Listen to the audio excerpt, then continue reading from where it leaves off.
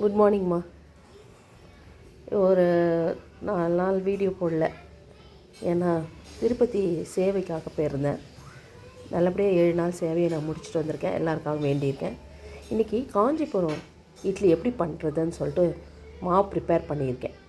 எப்படின்னா, ஒரே ஒரு டம்ளர் பச்சரிசி, ஒரே ஒரு டம்ளர் அதுக்கு ஈக்குவலாக உளுந்து, ரெண்டுத்தையும் ஒரு 5 to 6 hours நல்லா ஊற வச்சுட்டேன்.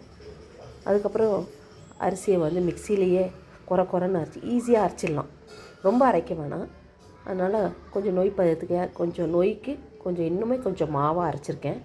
அதுக்கப்புறம் உளுந்தை நல்லா கொஞ்சம் அதே மாதிரி ரொம்ப கொஞ்சம் இந்த வடை மாவு, இந்த உளுத்தம் வடை போடுற அளவுக்கு அந்த மாதிரி அரைச்சிருக்கேன்.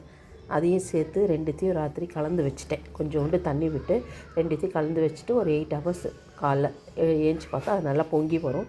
அதில் கொஞ்சம் தயிர், உப்பு போட்டுக்கோங்கம்மா. தயிர், உப்பு போட்டுட்டு தாளிப்பு கரண்டியில் கொஞ்சம் முந்திரியை நெய்யில் வறுத்து கொட்டிக்கோங்க. அப்புறம் கொஞ்சம் எண்ணெய் விட்டு கடுகு, மிளகு, சீரகம் இது எல்லாத்தையும் கொஞ்சம் வறுத்துக்குங்க. பெருங்காயம், கருவேப்பிலை எல்லாத்தையும் போட்டு ஒரு தாளிப்பு விட்டுருங்கம்மா. மாவு உங்களுக்கு ready.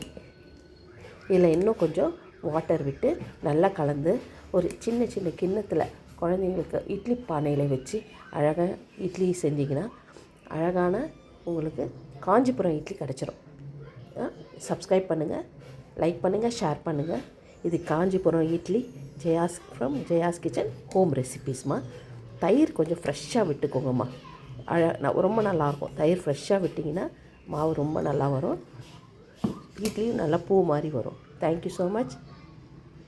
Have a great day. Have a happy day. Thank you.